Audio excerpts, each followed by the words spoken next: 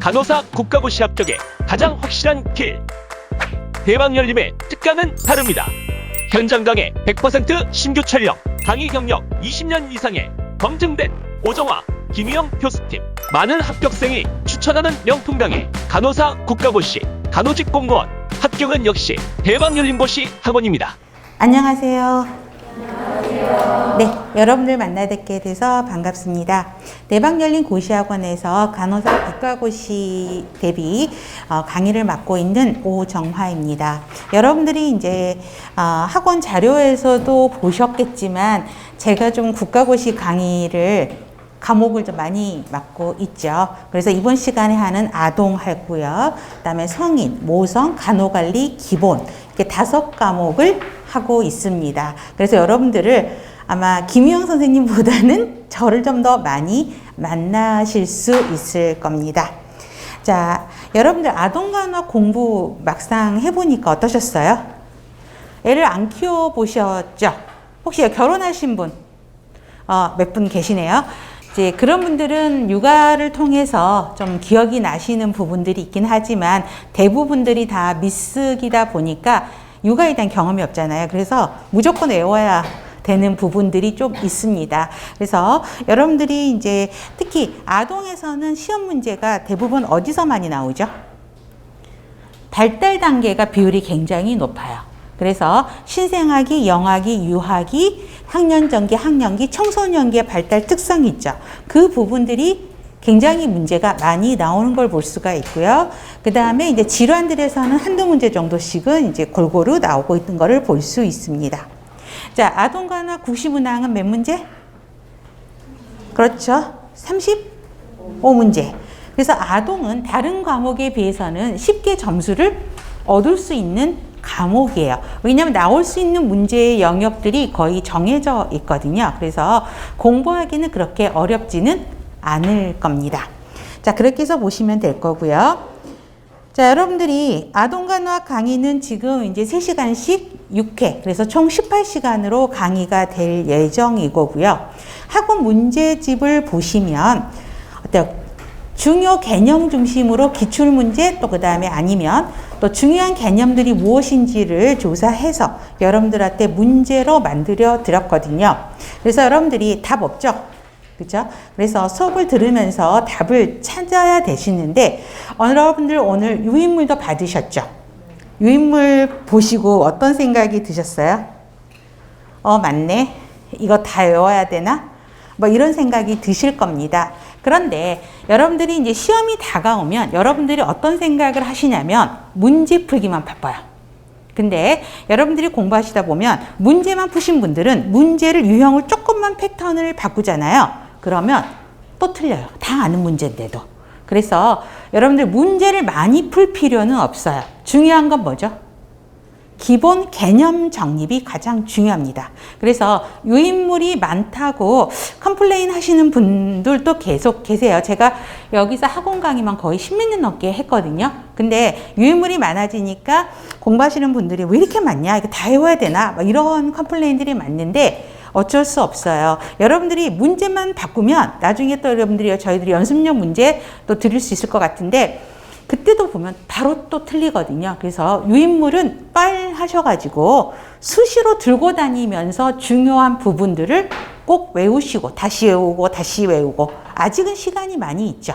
그래서 그렇게 하시면 여러분들이 다 자기 것으로 만들 수 있다는 생각을 저는 해봅니다. 절대 이거 예습할 수도 없죠. 문제를 풀어야 되니까 유인물을 받아야 되고 그렇기 때문에 수업 시간에는 유인물을 보면서 중요 개념을 다시 한번 정리하는 시간. 그러면서 그걸 보고 문제를 풀면 문제 되게 쉬워요. 처음 문제만 딱 보면 하나도 모르겠어요. 근데 개념을 보고 문제를 풀면 이게 이렇게 변형이 되는구나 알죠? 그 다음에 유인물 보면 술술 들어오거든요. 그래서 유인물 반복 학습이 굉장히 중요하다라고 생각이 들고요. 그렇게 할 수 있는 역량을 여러분들이 가지고 있을 거라고 저는 믿고 있습니다. 그래서 여러분들 집에 문제집 많이 있으시죠? 한 몇 권은 있을 거라고 생각이 들어요. 제가 항상 하는 말이지만 일단 책꽂이에 다 꽂아 놓으세요. 저희 학원 것만 일단 만들어 놓고 그다음에 저희 학원에서 주는 유인물만 갖고 그다음에 공부를 하시면 또 여러분들 중에 재학 중인 분들도 계세요. 4학년 재학 중인. 근데 그런 분들 합격자 수기를 한번 보시면 2학기 때 모의고사 많이 보잖아요. 이제 국가고시 대비. 그러면서 2학기 때 모의고사 보면서 성적이 막 반영하잖아요. 근데 점점점 자기가 점수가 올라가는 거를 알 수 있었다라고 이야기를 하거든요. 그래서 일단은 저를 믿고, 그죠? 유인물을 보면서 자꾸 외우시고, 그 다음에 문제를 다시 한번 풀어보는 거예요. 여러 거 풀 필요 없고, 저희 학원 문제 중심으로 풀어보시면 좋은 점수를 받으실 수 있을 겁니다. 그래서 항상 복습이 중요하다라는 거 보시면 되겠습니다. 자, 수업 시작 전에 항상 유인물이 있을 거니까 유인물 받으셔서 수업에 참여하시면 될 것 같고요. 인강에 참여하시는 분들은 인강 자료실에 올려져 있거든요. 다운받아서 수업에 참여하시면 될 것 같습니다. 질문 있으신 분들은 여러분들은 실시간으로 저에게 물어볼 수 있죠. 쉬는 시간에도 물어볼 수 있고요. 인강에 참여하시는 분들은 학원 홈페이지에 오셔서 질문방에서 질문을 넣어주셔도 되고요. 그 다음에 여기 카페 있죠. 네이버 카페 여기 주소 써 있으니까 이쪽으로 들어오시면 되는데 이 카페 왼쪽에 보면 아래쪽에 간호사 국가고시 여러 파트가 좀 있거든요. 그래서 왼쪽 아래 보면 간호사 국가고시라는 폴더가 있거든요. 그래서 그 사이트로 오셔서 질문을 해주시면 저희가 댓글을 달아드리려고 노력을 합니다. 그렇죠? 보시면 되겠고요. 그래서 질문방 많이 이용해 주시면 될 것 같습니다. 자, 여러분들 목적의식이 있죠. 시험 합격이라는 목적의식을 가지고 일단 시작을 해보고요. 일단 여러분들이 지금은 오늘은 첫 시간이잖아요. 제 강의. 아마 아직은 막 하고자 하는 불타오르고 있을 겁니다. 근데 이게 한 2주 정도 지나면 느슨해지고 결석하시는 분들도 있으시고 좀 해이해집니다. 그러다가 나중에 가면 절대 막 이게 유인물이 막 쌓이잖아요. 그러면 이제 지쳐서 공부 안 하시는 분들이 있거든요. 절대 그러면 안 된다라는 거. 지금부터 우리 4년 배울 거를 6주, 그쵸? 에 해결을 해야 되는 문제거든요. 그래서 국가고시가 어려워요, 쉬워요? 어려워요. 그쵸? 근데 합격률은 94%, 95%죠. 굉장히 높습니다. 그래서 여러분들이 조금만 에너지를 투자하시면 붙을 수 있는 시험이거든요. 근데 그거를 안 하셔가지고 떨어지시는 분들이 계세요. 그죠? 다시 마음을 새롭게 잡고 준비를 하시면 될 것 같습니다. 자, 그러면 먼저 문제 들어가도 되겠죠? 네, 그 다음에 유인물을 옆에다 같이 두고 보시면서 하세요. 지금은 잘 몰라요. 자, 아동간호학의 개념, 목적에 대한 정의죠. 그럼 유인물을 먼저 볼게요. 자, 아동간호학의 정의, 목적. 그러면 아동간호학은 아동만 보는 게 아니죠. 그래서 항상 가족의 아동과 가족을 본다라는 거 기억을 하셔야 되겠고요. 그 다음에 출생 시부터 청소년기죠. 그래서 출산하면서 신생아기, 그 다음에 영아기, 유아기, 학년전기, 학년기, 청소년기까지 성장 발달 과정을 물어보죠. 그래서 여기에서 이 각각의 단계별의 성장 발달 특성들이 제일 출제 빈도수가 높습니다. 그 다음에 건강, 발달상의 최대한 가능성을 성취할 수 있도록 도와주는 것이죠. 자, 목적도 보죠. 건강유지, 증진, 최적의 성장 발달, 건강 능력의 극대화로 보시면 되겠고요. 특히 가족 중심의 간호라는 거 꼭 기억하시고, 아동과 가족의 정신적, 신체적 스트레스를 경감하는 비외상성 간호를 제공한다. 비외상성 간호도 최근 문제에 나왔었죠. 보시면 됩니다. 그러면 자, 여러분들 유인물 보고 문제 풀면요 바로 답이 나올 거예요. 자, 그러면 1번 볼게요. 자, 옳은 설명은 어떤 걸까요? 그렇죠? 4번 바로 나오죠. 아동의 건강 및 발달상의 최대한 가능성을 성취할 수 있도록 한다. 이제 중요한 건 뭐냐면 답은 금방 찾아요. 왜? 제가 수업하면서 계속 강조를 할 거니까. 근데 문제는 틀린 게 왜 틀렸는지를 정리하는 게 중요하죠. 그 틀린 게 또 하나의 문제로 나올 수 있거든요. 자, 그러면 1번. 어디가 틀렸죠? 그렇죠. 아동 중심의 간호가 아니라 아동, 가족이 포함된 가족 중심의 간호로 바꾸어야 되겠죠. 2번. 네. 아동 간호의 주요 개념은 성장이다. 틀렸죠. 그럼 뭐가 틀린 거죠? 성장이 아니고 성숙으로 들어가야 되겠죠. 세 번째, 신체적 장애를 예방하는 중재를 우선으로 하는 게 아니죠. 아동, 가족, 아까 정신적 스트레스, 신체적 스트레스를 경감하는 비외상성 간호 중심으로 가야 되고요. 5번은 어디가 틀릴까요? 자, 여러분 수업을 재밌게 하려면 제가 항상 수업 시간에 이야기할 거예요. 틀려도요, 자신 있게 말하세요. 내가 큰 소리로 말하면 민망해. 그쵸? 그래서 우물쭈물. 여러분 절대 뒤에 카메라에 여러분들 안 나와요. 뒤통수도 안 나와요. 그러니까 누가 말했는지 몰라요. 왜요? 자신 있게 말했는데 틀렸어. 그러면 절대 좀 민망하니까 어때요? 다시 안 틀리겠죠. 외울 거니까. 그래서 한번 해보세요. 자신 없으면 이게 물음표다 라고 해서 이야기해도 돼요. 자, 그러면 5번에서는 어디 단어가 물음표죠? 5번이 틀렸어. 미성숙한 대상자를 간호한다는 특수성 맞죠? 성인보다는 미성숙하잖아요, 애들이. 그러면 뒤에 상담자 역할, 이게 물음표인 거죠. 틀린 거죠. 그러면 상담자 역할이 강조된 게 아니라 어떤 역할? 옹호자의 역할이 강조됩니다. 자, 2번에서도 아동간호사의 역할이 나오는데 최근에는 옹호자의 역할이 굉장히 강조되고 있고요. 모송에서도 옹호자의 역할이 강조되고 있어요. 그래서 옹호자의 역할은 꼭 기억을 해 두셔야 됩니다. 자, 2번에서 유인물.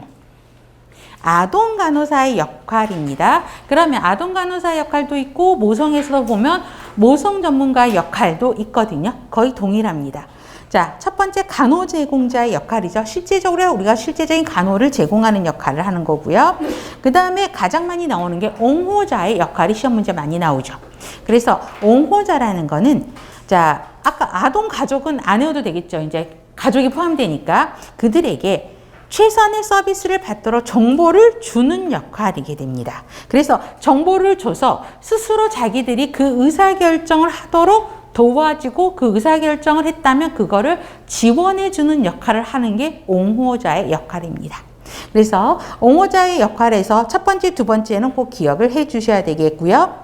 그 다음에 교육들이 많이 이루어지는 교육자의 역할, 지도자, 관리자의 역할, 또 연구자의 역할, 윤리적 의사결정자의 역할 등이 아동간호사의 역할입니다.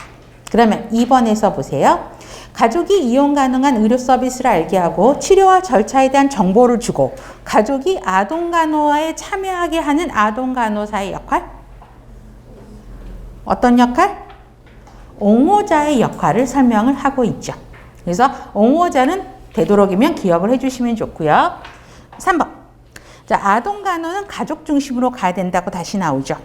자, 긍정적인 결과를 유도하기 위해 임상 질문에 대해서 임상 연구를 분석하고 간호사의 임상 경험을 통한 전문 지식을 바탕으로 아동간호 실무에 적용되는 전략. 이건 몇 번일까요, 여러분? 4번. 근거 기반 실무입니다. 자, 근거 기반 실무라는 건 뭐냐면 간호사가 우리 전문직이죠. 전문직 간호를 제공하는데 그렇죠? 근거에 기반을 둔 실무적인 거를 제공을 해야 된다라는 거죠. 근데 그 근거가 있어야 된다고요. 그럼 그 근거가 뭐예요? 과학적인 연구 분석, 연구 결과에 근거한 것이에요. 그렇기 때문에 근거 기반 실무를 강조하고 있습니다. 보시면 되겠고 4번. 비외상성 간호의 정의를 물어보고 있죠. 그러면 몇 번? 그렇죠? 방금 했었죠. 아동의 정신적, 신체적 스트레스를 최소화하도록 제공하는 게 비외상성 간호로 이야기를 하고 있습니다. 5번. 자, 말기암 환자의 치료를 중단하는 윤리적 딜레마 상황에서 간호사가 가족을 존중하고 그들의 의사결정을 할 수 있게 필요한 정보를 제공하는 것은 무엇을 적용한 것이냐라고 물어보죠. 그러면 밑에 원칙들이 나오는데 이 원칙들 혹시 어디서 보셨어요? 어떤 과목에서? 그렇죠. 생명윤리. 간호관리학에서 생명윤리의 원리, 규칙. 우리 공부했었을 겁니다. 앞으로 또 공부할 거예요. 거기서 나오는데 자, 가족을 존중하고 의사결정을 하도록 도와주는 거. 의사결정을 할 수 있도록 정보를 제공해 주는 거. 어떤 윤리 원리와 관련이 되어 있죠? 2번. 자율성 존중의 원리와 연결이 되어 있죠. 그럼 자율성 존중의 원리는 뭐예요? 의료진으로부터 충분하게 그러니까 치료나 뭐 이런 거에 대한 정보를 제공받고, 그렇죠? 그거에 대한 의사 결정을 환자도록 해주고, 환자가 결정한 의사 결정을 존중해 주는 거, 이게 자율성 존중의 원칙이죠. 답은 2번으로 보시면 되겠고요. 6번 영아 사망률입니다. 영아 사망률은 한 여러 번 나왔었어요. 그래서 유인물 잠깐 보세요. 자, 신생아 사망률은 우리 신생아기를 언제부터 언제까지라고 이야기하죠? 신생아기. 그렇죠. 신생아기는 출산에서부터 언제까지? 한 달. 한 달이고, 뭐, 근데 평균은 이제 28일로 이야기를 하고 있죠. 그래서 뭐, 쉽게, 우리 28일 그럼 되게 복잡하지 않아요? 28일. 뭐, 여러분들이 굉장히 막 동그라미 치다 보면 30일이니까 28일? 28일? 30일? 어떤 게 맞나 봐. 고민하시는데 절대 그럴 필요 없어요. 한 달이라고 생각하는 게 더 외우기 쉬워요. 아동은 뭐 이렇게 100일, 돌, 막 이렇게 외우는 게 더 빠르거든요. 그래서 한 달. 근데 책에는 보통 평균적으로 28일 이렇게 이야기를 합니다. 그래서 이거를 이제 신생아기라고 이야기하죠. 그러면 신생아 사망률은, 자, 중요한 거는 신생아 몇 명? 1000명이죠. 동그라미. 그래서 첫 1개월간 사망한 숫자죠. 그러면 시험 문제는 영아 사망률이 많이 나옵니다. 그러면 영아는 언제예요? 이게 신생아기죠. 그러면 영아는, 그렇죠? 한 달 바로 지나서부터 언제까지? 12개월, 돌까지를 이야기하죠. 그래서 영아예요. 그러면 영아 사망률은 출생한 몇 명? 그렇죠. 1000명. 이거를 기억해야 되겠죠. 이게 1000명이에요. 1000명에서 한 달이냐, 아니면 돌까지냐, 12개월까지냐라고 보는 것입니다. 그래서 중요한 거는 한 나라의 주요 보건지표로 사용하는 게 뭐냐가 항상 시험 문제였어요. 그래서 영아 사망률은 기억해야 되고요. 원인 감소는, 이거는 그냥 흐름으로 보셔도 돼. 이해하시면 되죠. 주상기, 영아 건강 상태, 저체중아, 출생아 증가, 빈곤 등이 이 영아 사망률에 영향을 미치게 되죠. 그래서 감소하는 거는 주상기의 영아의 건강 상태니까 이때 산정관리 굉장히 잘하면 되는 거고요. 환경 개선하면 되고, 의료 보급을 확대시키면 영아 사망률은 줄어들게 되죠. 그래서 흐름으로 이해하시면 되겠습니다. 7번. 7번은 학대 유형으로 나오고 있는데, 요즘에 학대가 뉴스나 이런 데 보면 굉장히 많이 나오지 않아요? 그렇죠? 저도 보면 어떻게 부모들이 저렇게 학대하고, 얼마 전에는 학대해갖고 아이스박스에 넣었다라는 것도 봤잖아요. 되게 끔찍하다는 소름이 돋칠 정도로 무서운 이야기들이 많이 나오는데, 그만큼 학대에 대한 문제가 자주 출제되고 있습니다. 자, 그래서 아동학대의 정의, 유형을 보시면, 자, 정의를 보면 이 정의는 실제로 이 법에 나와 있는 정의를 그대로 써놓은 거거든요. 그래서 보시면 되겠고, 자, 학대의 종류를 좀 기억을 하셔야 되죠. 그래서 학대와 방임으로 나눠지는데, 자, 학대는 신체적, 정서적, 성적 학대로 나눠집니다. 그럼 신체적 학대는 그냥 때리는 거죠. 그렇죠? 그래서 화상 입히는 것도 이제 신체적 학대에 들어가고요. 자, 세 번째. 대리은에 의한 민화우제 증후군. 자, 이거는 뭐냐면, 아기가 아픈데 그걸 조작을 하는 거예요. 근데 엄마가 아기를 병원에 데리고 와요. 아기를 아프다고. 그런데 의사들이 검사해 봤을 때는 실제로 아프기도 한데 아픈 것 같지도 않은데 엄마가 조작했다는 느낌을 받을 때도 있어요. 그럼 엄마가 왜 조작을 하냐면, 사람들한테 관심을 받으려고. 애가 어디가 아파요? 애는 엄마하고만 있을 때만 아파. 그렇죠? 이런 게 민하우젠 증후군입니다. 그래서 아동을 아픈 척하게 하고, 또 실제로 아프게 만들어서 병원으로 데려가서는 애가 왜 아픈지 모르겠어요 라고 엄마가 이야기를 자꾸 하는 거죠. 실제로 아프기도 해요. 그런데 또 어떤 애들은 의료진하고 있을 때는 멀쩡해요. 근데 엄마만 있으면 애가 막 아픈 척 하고 막 이래요. 이게 민하우젠 증후군이죠. 엄마가 조작을 하는 거예요. 그 다음에 흔들린 아기 증후군은 흔드는 거죠. 그래서 아동학대 심각한 현상으로 뇌 손상의 문제를 일으키게 됩니다. 자, 귀에 구토, 호흡곤란, 두개뇌출혈, 망막출혈, 골절 같은 거는 뭐예요? 흔들다 보니까 뇌 손상이 일어나서 ICP, 그쵸?가 중심 두개뇌압이 상승하게 되면 구토, 호흡곤란, 출혈 이런 것들이 일어나죠. 그래서 보시면 될 것 같아요. 정서적 학대는 정서적으로 학대를 하는 거죠. 그래서 거절, 고립, 무시, 언어적인 비난, 지나치게 압박, 너 때문에 힘들어 죽겠어, 꼴 보기 싫다, 나가라 이런 멘트를 쓰면서 아동들을 학대하는 것. 성적 학대는 성적인 분야에서 학대를 하는 것이죠. 특히 성적 학대 아동들의 행동을 보세요. 자유행동을 굉장히 많이 하고요. 위축되어 있고요. 그 다음에 특이한 성적 행동 등을 아동들이 나타나게 됩니다. 자, 방임이 가장 많은 학대 종류 중에 방임이 들어가는데 뭔가를 태만히 하는 것이죠.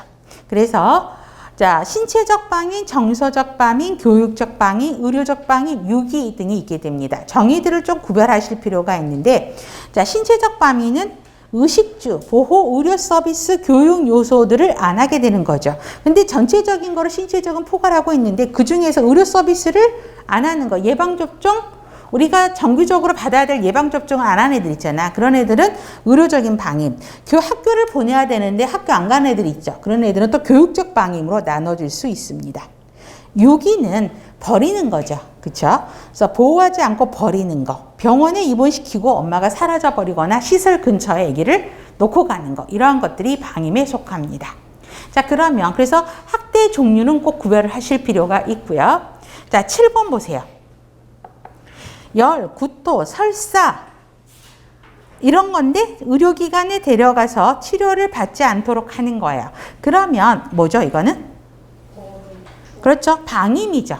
그렇죠. 방임인데 정확하게 하면은 의료적 방임이죠. 그렇죠. 치료 안 받은 거니까. 근데 여기서도 보면 이걸 의료적 방임이 없잖아요. 두 가지 문항에. 그러니까 전체를 포괄하는 신체적 방임으로 답을 갈 수도 있죠. 정확하게 하면 의료적 방임. 의료적 방임이 없으면 신체적 방임, 이것도 맞는 문장이라는 것입니다. 자, 3번 보세요. 제가 문제를 다 읽지는 않을 거예요. 가장 핵심 단어가 뭐예요? 3개월. 아동은 항상 몇 개월이 중요해요? 3개월이면 영아기예죠. 그쵸? 사망했어. 경막하 출혈, 망막 출혈이 나타났는데 다른 외상이나 골절 이런 거는 안 보였대. 그러면 의심할 수 있는 거. 흔들린 아이 증후군이죠. 그래서 흔들린 아이 증후군의 증상 등을 써놓고 어떤 신드롬이냐라고 보는 것이죠. 답은 3번이고요. 9번. 자, 걸음마를 시작했어. 자, 우리 걷기 시작하는 게 나중에도 공부하겠지만 몇 개월? 그렇지. 돌잔치 때 조금 빠른 애들이 걷기 시작하고요. 늦는 애들은 조금 돌 지나서, 그러니까 돌을 통해서 이제 걷기 시작하거든요. 그러면 걸으면 여러분, 애들이 넘어지기 쉽죠? 넘어지면 멍 들잖아요. 그렇죠? 보시면 돼요. 그런데, 그러니까 걸음마를 시작한 유아예요. 영아. 유아는 몇 살부터예요? 유아. 12개월부터, 그러니까 12개월이면 1세죠. 그렇죠? 3세까지를 유아라고 이야기를 하죠. 그러면 걷기 시작하니까 어때요? 넘어진단 말이야? 난 다칠 수 있는 거 많죠. 멍 같은 것도 많이 나요. 그런데 아동학대를 의심할 수 있는 신체적 특징이 아닌 거. 몇 번일까요?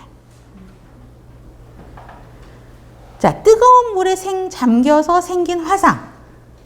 이거는 어떨까? 자, 이거는 아동학대죠. 뜨거운 물을 하는 거니까. 그 다음에 원형의 화상 자국은?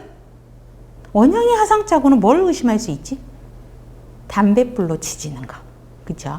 그 다음에 시기가 다른 다발성 골절. 자, 시기가 다른, 여러분, 5번도 같이 보세요. 시기가 다른 다발성 골절이냐, 시기가 같은 여러 개의 골절이냐라고 보는데, 자, 시기가 다른, 그럼 시기가 달다라는 거는 우리가 넘어지면 타박상이 있고 색깔이 변화가 있고 처음엔 퍼렇게 들었다가 점차 노란색으로 바뀌잖아요. 근데 그게 멀티플하게 색깔이 막 다양하게 있으면은 여러 번 넘어졌다는 거죠. 그렇죠? 여러 번 맞았다는 거에 될 수도 있는 거죠. 그래서 시기가 다른 다발성 골절은 학대 증상이에요. 그 다음 신체가 앞뒤 양쪽으로 심한 멍자국이 나오는 것도 학대이고요.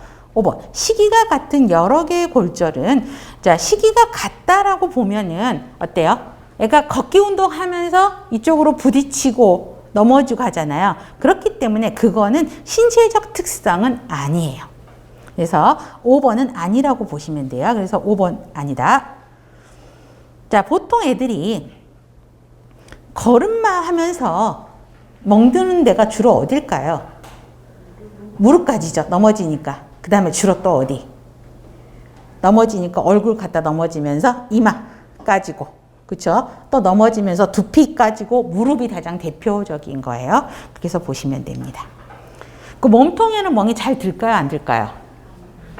넘어지니까 다리나 얼굴 이런 데 스크래치가 나는 거지 몸통에는 넘어질 때는 그러니까 걸음마로 인한 학대가 아닌 거는 몸통에는 자국이 별로 없죠. 근데 학대가 있는 애들은 몸통에 자국들이 많이 나는 거죠. 그렇게 차이점을 구별하시면 됩니다. 10번.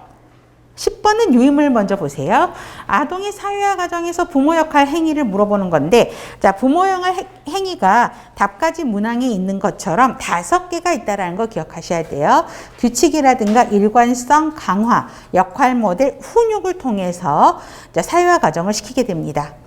자, 일관성일 때 볼 때도 부모가 일관성이 있어야 돼요. 엄마가 말한 거랑 아빠랑 말한 거랑 틀리면 애가 혼돈이 오죠. 그다음에 규칙을 만들어놔도 일관성이 있어야 되고요. 강화는 잘못된 행동을 고치려면 자꾸 강화, 또 잘하는 거를 더 잘하도록 하는 게 강화죠. 그다음에 역할 모델이 돼야 되는 거고 훈육을 해야 되죠. 그러면 10번. 수용 가능한 행동을 격려하기 위해서 사용하는 부모 역할 행위는 그렇죠. 강화에 대한 이야기를 하고 있는 걸 볼 수 있습니다. 답은 4번이고요.